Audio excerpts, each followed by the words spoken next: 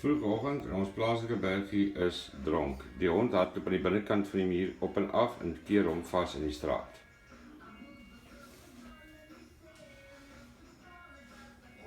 Hy is vasgekeer in die middel van die pad. Hy kan nêrens gaan nie. Hy is te bang om ergens te beweeg.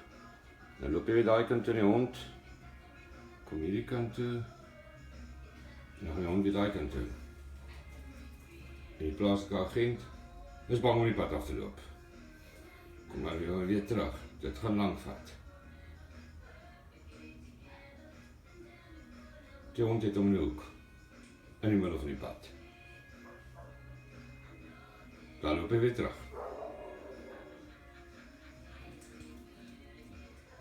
Die hond het hom vas.